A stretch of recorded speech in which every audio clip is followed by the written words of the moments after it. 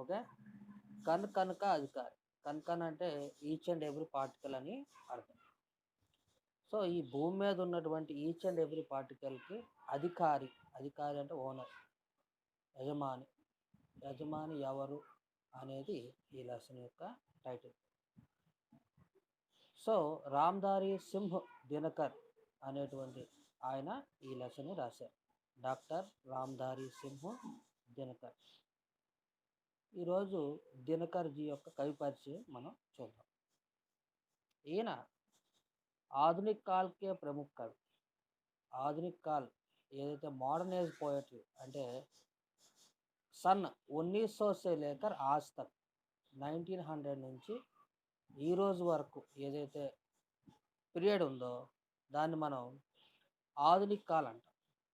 హిందీ సాహిత్యంలో ఉన్నటువంటి 4 కాలాలలో ఫస్ట్ది ఆదికాల్, బిగినింగ్ ఏజ్, రెండవది భక్తి కాల్, డివోషనల్ ఏజ్, మూడవది రీతి కాల్, దాన్ని శృంగార కాల్ అని కూడా పిలుస్తాం. అలాగే నాలుగవది ఆధునిక్ కాల్. ఈ ఆధునిక్ కాల్లో ఈ ఉన్న పోయట్స్లో ఈ రామ్ధారి సింహ్ దినకర్ అనేటువంటి ఆయన గొప్ప కవి. ఈయన యొక్క బిరుదు, ఈయనకి ఉపాధి అంటే బిరుదు, రాష్ట్ర కవి, నేషనల్ పోయట్ అని పిలుస్తాం. సో హిందీకే రాష్ట్ర కవి కౌన్ హై అంటే రామ్ధారి సింహ్ దినకర్. ఈయన హిందీ యొక్క రాష్ట్ర కవి. సో అటువంటి ఈ రాష్ట్ర కవి ఎవరు, ఏం చేశాడో ఈరోజు మనం చూద్దాం. సో ఈయన రచనలు ఏంటి, ఈయన ఇందులో ఎక్స్పర్ట్ మనం చూద్దాం. 1908 में इनका जन्म हुआ. సో ఈయన ఎప్పుడు పుట్టాడంటే 1908 1908లో జన్మించాడు. మరి ఎప్పుడో ఎన్నో తారీఖున జన్మించాడు? జన్మ తిథి ఇంకా 23 సితంబర్. 23 సితంబర్ అంటే ఈయన 23 सितंबर 1908 बिहार के मुंगेर जिले में इनका जन्म हुआ. बिहार के मुंगेर जिले में इनका जन्म हुआ और गांव का नाम है सिमरिया. సిమిరియా అనేటువంటి గ్రామంలో బీహార్లో ఉన్నటువంటి ముంగేర్ అనేటువంటి జిల్లా సిమిరియా అనేటువంటి గ్రామంలో ఈయన జన్మించాడు. 1908 23 सितंबर को ये बिहार के मुंगेर जिला सिमरिया गांव में इनका जन्म हुआ. ఈయన 1908లో బీహార్లో ఉన్నటువంటి ముంగేర్ అనేటువంటి జిల్లాలో సిమిరియా అనేటువంటి చిన్న గ్రామంలో ఈయన జన్మించాడు. ఇక ఈయన చదువు విషయానికి వస్తే ఈయన ఇంకా अध्ययन जो है इन्होंने संस्कृत, बांग्ला, अंग्रेजी और हिंदी భాషాओं का अध्ययन. ఈయన నేర్చుకున్నటువంటి భాషలు చూస్తే సంస్కృతాన్ని బాగా నేర్చుకున్నాడు. అందుకే తత్సం పదాలు ఈయన రచనలో ఎక్కువగా కనిపిస్తాయి మనకి. అలాగే బంగ్లా, బీహార్ పక్కనే ఉన్నటువంటి ఈ మనకి బెంగాల్ రాజ్యం ఉంది కాబట్టి ఆ ప్రభావంతో ఆ ఏరియాలో బంగ్లా భాష కూడా ఈయన నేర్చుకున్నాడు. ఆబ్వియస్లీ ఇంగ్లీష్, సో బ్రిటిషర్స్ అప్పుడు రూల్ చేసేవారు కాబట్టి ఇంగ్లీష్ కూడా కంపల్సరీ ఎడ్యుకేషన్లో అప్పుడు ఉండేది మన ఇండియాలో. సో ఆప్షనల్ కాదు, అప్పుడు compulsory. Government schools, Britisher schools అన్నింటిలో కూడా హిందీ కంపల్సరీ ఉండేవి, మిషనరీ స్కూల్స్లో. సో కాబట్టి ఇంగ్లీష్ నేర్చుకున్నాడు. అలాగే ఆబ్వియస్లీ హిందీ కూడా బాగా నేర్చుకున్నాడు. इन्होंने बीए तक अपना पढ़ाई, बीए दाका చదువుకున్నాడు. पढ़ाई के बाद ये अध्यापक के रूप में काम किया. చదువు అయిన తర్వాత ఈయన అధ్యాపక్, టీచర్గా కూడా పనిచేశాడు. उसके बाद మనం ఫస్ట్ టెక్స్ట్ బుక్లో ఉన్న కవి పరిచయం కంప్లీట్ చేద్దాం. దాని తర్వాత ఏవైతే ఎక్స్ట్రా పాయింట్స్ ఉన్నాయో వాటి గురించి. టెక్స్ట్ బుక్ ఉన్న వాళ్ళు టెక్స్ట్ బుక్ చూడండి. డాక్టర్ రామ్ధారి సింహ్ దినకర్ హిందీ కే ప్రసిద్ధ కవియో మే సే ఏక్ హై. సో ఈయన హిందీలో ఉన్నటువంటి ఫేమస్ పోయట్స్లో ఒక పోయట్. उनका जन्म सन 1908 में बिहार के मुंगेर जिले के सिमरिया गांव में हुआ. సో ఈయన ఎక్కడ జన్మించాడంటే బీహార్లో ఉన్నటువంటి ముంగేర్ జిల్లా सिमरिया అనేటువంటి గ్రామంలో జన్మించారు. और उनका निधन 1974 में हुआ. సో 1974లో ఈయన చనిపోయాడు. ఆ డెత్ డేట్ కూడా చెప్తాను, కొంతసేపు అయిన తర్వాత చెప్తాను. उन्हें हिंदी का राष्ट्र कवि भी कहा जाता है. మరి ఈయన్ని ఏమని ఎవరది ఈయన్ని హిందీ కా రాష్ట్ర కవి, హిందీ యొక్క నేషనల్ పోయట్, హిందీ యొక్క నేషనల్ పోయిటే కాదు, భారతదేశం యొక్క నేషనల్ పోయిట్ అని పిలుస్తారు. इनका उद्देश्य है भारत का राष्ट्र कवि. ఊర్వశి కృతి के लिए इन्हें ज्ञानपीठ पुरस्कार से सम्मानित किया गया. సో ప్రెస్టీజియస్ అవార్డు ఎలా అయితే రకరకాల ఫీల్డ్స్లో రకరకాల పురస్కారాలు ఇస్తారో అలాగే ఈయనకి ఈ జ్ఞాన్పీఠ పురస్కారం కూడా వచ్చింది. ఏ కావ్యానికి గాను వచ్చింది? ఊర్వశి కృతికి వెళ్ళి, ఊర్వశి అనేటువంటి గ్రంథానికి గాను ఈయనకి జ్ఞాన్పీఠ పురస్కారం వచ్చింది. సో హిందీలో ఇచ్చేటువంటి గొప్ప పురస్కారంలో ఒకటి జ్ఞాన్పీఠ, రెండవది సాహిత్య అకాడమీ పురస్కారం. ఈ రెండు కూడా హిందీలో వచ్చేటువంటి ఆనర్స్, పోయట్స్కి ఇచ్చేటువంటి ఆనర్స్. సో ఇవి ది బెస్ట్ హానర్స్ అన్నమాట. ఇంతకన్నా గొప్ప మరి ఇండియాలో ఇంకే ప్రైజ్ లేదు. ఎలా అయితే Nobel prize the best ప్రైజో different సెక్టార్స్లో literature, piece, science ఇలా అన్ని సెక్టార్, అలాగే ఎకనామిక్స్, అన్ని సెక్టార్లో నోబెల్ ప్రైజ్ అనేది the best praise in the world. అలాగే భారతదేశంలో చూసుకుంటే Bharat Ratna the highest honour, civilian honour అన్నమాట. భారతదేశంలో ఉన్న పౌరులకు ఇచ్చేటువంటి హయ్యెస్ట్ హానర్, సర్వశ్రేష్ఠ పురస్కారం అంటే ది బెస్ట్ ప్రైజ్ భారతరత్న. అలాగే హిందీ భారతీయ సాహిత్య में ज्ञानपीठ पुरस्कार అత్యుత్తమ పురస్కార్. భారతీయ జ్ఞానపీఠ పురస్కార్ అనేది లిటరేచర్లో ఇచ్చేటువంటి గొప్ప పురస్కారం. और उसके बाद आता है సాహిత్య అకాడమీ పురస్కార్. దాని తర్వాత సాహిత్య అకాడమీ పురస్కార్ కూడా చాలా గొప్పది. సో ఆ రెండు అవార్డ్స్ కూడా ఈయనకి వచ్చాయి. सम्मानित किया गया. He was honored by Jnanpith पुरस्कार. रेणुका, कुरुक्षेत्र, रश्मिरथी, परशुराम की प्रतीक्षा, रसवंती आदि इनकी प्रमुख रचनाएं हैं. అలాగే ఈయన రాసిన ప్రముఖ రచనలు చూస్తే రైటింగ్స్, రేణుక అనేటువంటి రచన చేశారు, కురుక్షేత్ర అనేటువంటి రచన, రశ్మిరథి అనేటువంటి రచన, పరశురామ్కి ప్రతీక్ష, రసవంతి ఆది ఇన్కి ప్రముఖ రచనాయే హై. సో ఇవి ఈయన రాసినటువంటి ప్రముఖ రచనలు. సో ఈ ప్రస్తుతం మనకు ఇచ్చినటువంటి లెసను కురుక్షేత్ర అనేటువంటి కావ్యం నుంచి ఇవ్వబడినటువంటి పోయం. కురుక్షేత్ర అనేటువంటి వర్ధన్, కురుక్షేత్ర అనేటువంటి కావ్యం నుంచి ఇవ్వబడినటువంటి పోయం. సో లెసన్ బ్యాక్డ్రాప్ తర్వాత చెప్దాం. ఓన్లీ పోయట్ గురించి ఈరోజు చూస్తున్నాం కాబట్టి. సో कवि के बारे में कुछ अन्य विषय, अन्य महत्वपूर्ण विषय हम अब जानेंगे. तो మనం తెలుసుకుందాం. సో కవి గారి గురించి మరి సో लिखिए. 23 सितंबर 1908 में इनका जन्म हुआ. 1908 22 సితంబర్లో ఈయన జన్మించాడు. అలాగే 24 अप्रैल 1974 में इनकी मृत्यु हुई. చూడండి, ఇన్కి మృత్యు, మృత్యు అన్నప్పుడు ఇన్కి మృత్యు, ఎందుకంటే మృత్యు అనేది స్త్రీలింగ పదం. అదే నిధన అన్నాం అనుకోండి పుల్లింగ పదం, ఇన్కా నిధన అనాలి. రెండు మీనింగ్లో ఒకటే, కానీ ఒకటి పుల్లింగు ఒకటి స్త్రీలింగు. చూసారా? మృత్యు గురించి అన్నాం అనుకోండి ఇన్కి మృత్యు అనాలి. అదే కనుక నిధన అన్నాం అనుకోండి ఇన్కా నిధన్ అనాలి. ఎందుకంటే మృత్యు అనేది స్త్రీలింగు, నిధన్ అనేది పుల్లింగం. సో ఈయన 1974లో చనిపోయారు. ఎక్కడ చనిపోయారంటే మద్రాసులో చనిపోయారు. సో అక్కడ మద్రాసులో ఏం చేస్తున్నారంటే ఈయన అప్పుడు ఏదో అఫీషియల్ వర్క్లోనే ఉన్నారు, హిందీ ప్రచారం కోసమే వర్క్ చేస్తూ ఉన్నారు. సో ఈయన గురించి మరిన్ని విషయాలు చూద్దాం.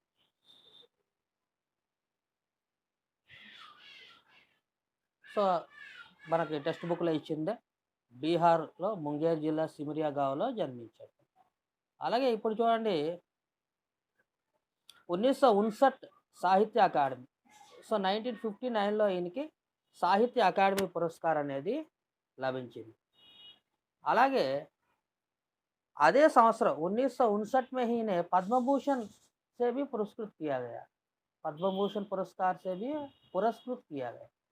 तो సేమ్ ఇయర్లో ఈయనకి పద్మభూషణ్ ఇచ్చి కూడా హానర్ చేశారు. ఎందుకంటే ఈయన రైటింగ్స్లో మెయిన్ ఇష్యూ ఏంటంటే నేషనాలిటీ, పేట్రియాటిజము ఉంటుంది, దేశభక్తి ఉంటుంది. అలాగే ఈయన చనిపోవడానికి కేవలం 2 years బిఫోర్ 1972 में ज्ञानपीठ पुरस्कार से संबोधित. तो చనిపోవడానికి 2 years బిఫోర్ ఈయనకి జ్ఞాన్పీఠ అవార్డు వచ్చింది. సో ఏ పుస్తకానికి వచ్చింది జ్ఞాన్పీఠ అవార్డు అంటే ఊర్వశీ కృతి కే లియే ఇన్హే జ్ఞాన్పీఠ పురస్కార్ మిలా. సో ఈయనకి ఊర్వశి అనే గ్రంథానికి గాను జ్ఞాన్పీఠ పురస్కారం లభించింది. ఉసి ప్రకార్ స్వాధీనత ఆందోళన మే భాగ్ లి. అలాగే ఈయన కేవలం ఊరికే రచనల ద్వారానే కాదు, ఫ్రీడమ్ మూమెంట్, స్వాధీనత ఆందోళన మీన్స్ ఫ్రీడమ్ మూమెంట్లో కూడా పార్టిసిపేట్ చేశారు. అందుకే ఈయన ఏమంటారంటే స్వతంత్రతా కే పెహలే విద్రోహి కవి, స్వతంత్రతా కే బాద్ రాష్ట్ర కవి. ఇండిపెండెన్స్కి ముందు ఈయన విద్రోహి కవి, అంటే ఒక విద్రోహం, టెర్రరిజం లాగా అన్నమాట. ఈయన రచనలు ఉండేవి బ్రిటిషర్స్కి ఎగనెస్ట్గా. సో స్వతంత్రం వచ్చిన తర్వాత ఈయన ఏమయ్యాడు, రాష్ట్ర కవి అయ్యాడు, నేషనల్ పోయట్ అయ్యాడు. कुल मिलाकर 61 पुस्तक काव्य गद्य इन्होंने पूरे जो है इनका काव्य जो है 61 बुक्स దాకా రాశాడు. అందులో పోయమ్స్ బుక్స్ ఉన్నాయి, ప్రోజ్లో కూడా రాశాడు.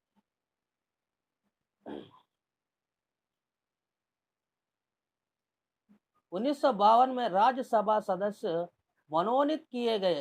ఇక్కడ చూడండి, మనోనీత్ అనే పదాన్ని వాడు. చున్నా అంటే ఎలక్ట్ చేసుకోవడం, అంటే మనం ఎన్నిక చేస్తే చున్నా. చునావ్ అంటే ఏంటి, చునావ్ అంటే జో చునా జాతా హై, చునా జానేకి ప్రక్రియ, ఎన్నుకునేటువంటి ప్రక్రియ కాదు చునావ్, ఎలక్షన్. ఎవరినైతే మనం ఎన్నుకోవాలనుకుంటామో అది ఎలక్షన్ అంటాం, దాన్నే హిందీలో చునావ్ అంటాం. ఆ ఎలక్షన్ నిర్వహించేదాన్నే చునావ్ ఆయోగ్ అంటాం. ఎలక్షన్ ఏమంటారు దాన్ని, ఎలక్షన్, ఇండియన్ ఎలక్షన్ ఏమంటారు దాన్ని,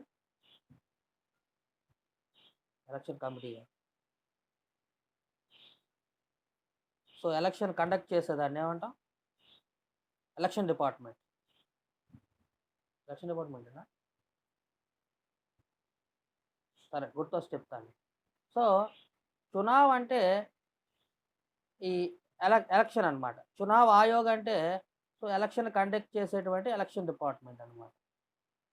అలాగే మనోనీత్ అంటే నామినేట్ అవ్వడం, మనోనీత్ మీన్స్ నామినేట్ చేయడం అనమాట. సో మనకు తెలుసు, లోక్సభ అయితే మనం చునావ్, లోక్సభలో మెంబర్ అవ్వాలంటే డెఫినెట్గా ఏం చేయాలి, చునావ్ ఎలక్షన్స్కి వెళ్ళాలి, ఎక్కడో దగ్గర నిల్చొని గెలవాలి. అదే కనుక రాజ్యసభ అయితే ఎలా ఉంటుంది, మనోనీత్ నామినేట్ చేస్తారు, అక్కడ కొంతమంది సభ్యుల్ని నామినేట్ చేసి పంపిస్తారు, వేరియస్ పార్టీలో ఉన్నటువంటి ఎమ్మెల్యేలు, ఎంపీలు, ఇలా చాలామంది ఉన్నారు ఇంకా ఓటింగ్లో. సో ఫస్ట్ టైం ఇండియాలో రాజ్యసభ స్టార్ట్ చేసినప్పుడు ఈయన కూడా ఎన్నికయ్యాడు. 1952లోనే ఫస్ట్ టైం స్టార్ట్ చేశారు ఈ రాజ్యసభ. సో అప్పుడు ఈయన సెలెక్ట్ అయిన వాళ్ళు ఈయన కూడా ఉన్నారు. और लगातार 3 बार राज्यसभा के सदस्य मनोनीत किए गए. ఒక్కసారి కాదు, వరుసగా 3 సార్లు ఈయన కంటిన్యూగా ఆ రాజ్యసభకి ఎన్నికయ్యారు. 3 సార్లు అంటే +15, 52 + 15 ఎంత, 67 వరకు 67 +3 అనుకున్నా, ఇంచుమించు 70 వరకు, ఈయన చనిపోయే వరకు కూడా ఇంచుమించుగా రాజ్యసభ సదస్సుగానే ఉన్నాడు. तो इन्हें साहित्य अकादमी पुरस्कार जो है संस्कृति के 4 అధ్యాయ పుస్తक पर मिले. సో ఈయనకి సాహిత్య అకాడమీ పురస్కారం దేనికి ఇచ్చారంటే సంస్కృతికే 4 అధ్యాయ అనేటువంటి ఈయన పుస్తకం గురించి ఇచ్చారు. కల్చర్ గురించి, ఇండియన్ కల్చర్ గురించి రాసిన బుక్ అది. సో ఆ బుక్ కోసం ఈయనకి సాహిత్య అకాడమీ వచ్చింది. అలాగే జ్ఞానపీఠ పురస్కారం ఓరోసికి గాను జ్ఞానపీఠ పురస్కారం వచ్చింది. కింద చెప్పినట్టుగా స్వతంత్రకే పూర్వ విద్రోహి కవి. సో రెవల్యూషనర్గా ఇండిపెండెన్స్కి ముందు ఉన్నాడు, ఇండిపెండెన్స్ తర్వాత బికెమ్ నేషనల్ పోయిట్గా మారాడు. సో 1999 में भारत सरकार से डाक टिकट జారీ. సో ఈయన ఆనర్ చేస్తూ, ఈయన గౌరవిస్తూ 1999లో పోస్టల్ డిపార్ట్మెంటు ఈయన ఫోటోతో ఒక పోస్టల్ స్టాంప్ని రిలీజ్ చేసింది ఈయనకి గౌరవిస్తూ. సో హిందీ సాహిత్యంలో ఈయన్ని సూర్య అంటారు, सूर्युడితో పోలుస్తారు అనమాట. హిందీ సాహిత్యంలో इनकी उपाधि जो है सूर्य, इनका उपमा जो है सूर्य तो किया जाता है, ये सूर्युడితో పోలుస్తారు. आज का जो हमारा जो पाठ है, जो कुरुक्षेत्र पाठ से दिया गया है, इन्हें 1946 में उन्होंने लिखा. ఈరోజు మనం చెప్పుకుంటున్న కురుక్షేత్ర అనేటువంటి లెసన్లో ఒక బుక్ నుంచి వచ్చినటువంటి ఈ లెసను 1946లో ఆయన రాశాడు. 1946లో రాశాడు. సో ఈ కురుక్షేత్ర యొక్క ముఖ్య విషయం ఏంటంటే, సో యుద్ధ కౌరవో और पांडवों के बीच में Kurukshetra is name of a place. So name of a place, ఆ ప్లేస్ పేరు కురుక్షేత్ర. సో ఆ కురుక్షేత్రలో జరిగిన యుద్ధం గురించి రాసినటువంటి ఒక లెసన్, ఒక స్టోరీ. ఆ కురుక్షేత్ర బుక్ పోయమ్స్, పద్యాలు ఉండేటువంటి ఒక బుక్ అది. సో ఆ బుక్ నుంచి ఈ లెసన్ మనకి ఇవ్వడం జరిగింది. సో ఈయన రైటింగ్ స్టైల్ చూస్తే ఓజ్, ఉజాల, ఇది మీనింగ్స్ అనుకుంటా. సో ఫస్ట్ భాష ఇక్కడ ఉంది చూడండి, భాష ఓజ్కే కవి అన్నారు. అంటే ఒక బ్రైట్నెస్ అనేది ఈయన రైటింగ్లో కనిపిస్తుంది. అలాగే ప్రేరణ, ఇన్స్పిరేషన్ కూడా ఉంటుంది. సరళ్, ఈజీగా ఉంటాయట. అలాగే ఈయన ఛాయావాదోత్తర కవి, అంటే మన పంత్ గారి తర్వాత, అంటే ఛాయావాద్ అంటే పంతజీ కదా. సో పంతజీ తర్వాత వచ్చిన రైటింగ్స్ స్టైల్ ఈయంది, ఛాయావాదోత్తర కవి. సో జన్మ శతాబ్ది పర్ పుస్తక్ ఉన్కే వ్యక్తిత్వ పర్. జన్మ శతాబ్ది రీసెంట్గా జరిగింది, 2008లో జరిగినట్టుకుంది. 2008లో అనమాట. ఈయనకి ఏదో బుక్ కూడా పబ్లిష్ చేశారు. సో అలాగే ఈయనకు ఒక స్టాచ్యూ కూడా బీహార్ గవర్నమెంట్ పెట్టింది. నితీష్ కుమార్ ప్రతిమా లగాయ. సో బీహార్ ముఖ్యమంత్రి నితీష్ కుమార్ ఈయన జన్మ శతాబ్ది 100 సంవత్సరాలు, ఈయన పుట్టి 100 సంవత్సరాలు అయినందుకు గాను బీహార్లో ఒక స్టాట్యూని కూడా నిర్మించారు ఈయన హానర్లో. और ये कुरुक्षेत्र जो काव्य से यह पाठ दिया गया है, ఏదైతే కురుక్షేత్ర అనేటువంటి ఈ బుక్ నుంచి ఇచ్చారు కదా, ఈ కురుక్షేత్ర ద్వాపర యుగ్కి మహాభారత్ పర్ ప్రబంధ కావ్యం. ఇదేంటంటే ద్వాపర యుగంలో మహాభారతం అనేటువంటి దాని మీద ఒక ప్రబంధ కావ్యాన్ని రాశారు. और इसकी और एक विशेषता है, जो विश्व के सर्वश्रेष्ठ 100 पुस्तकों में से 74वां స్థానం ప్రాప్తి. అలాగే దీనికి ఇంకొక గొప్పతనం ఉంది, ఏంటంటే ప్రపంచంలో ఉన్న 100 బుక్స్ సెలెక్ట్ చేస్తే ఆ 100 బుక్స్లో 74th ప్లేస్, 74వ స్థానం, 74వ స్థానాన్ని సంపాదించినటువంటి బుక్ ఇది. ద్వాపర యుగ్ కే ఐతిహాసిక ఘటన మహాభారత్ పర్ ఆధారిత. అలాగే ఇది ద్వాపర యుగంలో జరిగిన ఐతిహాసిక ఘటన, హిస్టారికల్ ఈవెంట్. ఘటన అంటే ఈవెంట్. సో మహాభారత్ పర్ ఆధారిత, మహాభారతం మీద ఆధారపడి ఉన్నటువంటి ఒక కావి, అది క్వశ్చన్. ఓకే, ఇది ఈ रामधारी सिंह दिनकर యొక్క कवि परिचय. इनकी रचनाओं की विशेषता एक और विद्रोही भावनाएं, రెవల్యూషనల్ థాట్స్ ఉంటాయి, క్రాంతి రెవల్యూషన్ ఉంటుంది. అలాగే దూసరి ఓర్ కోమల్ శృంగార్ భావనాయ్, మరోవైపు ప్రేమ కూడా కనిపిస్తుంది.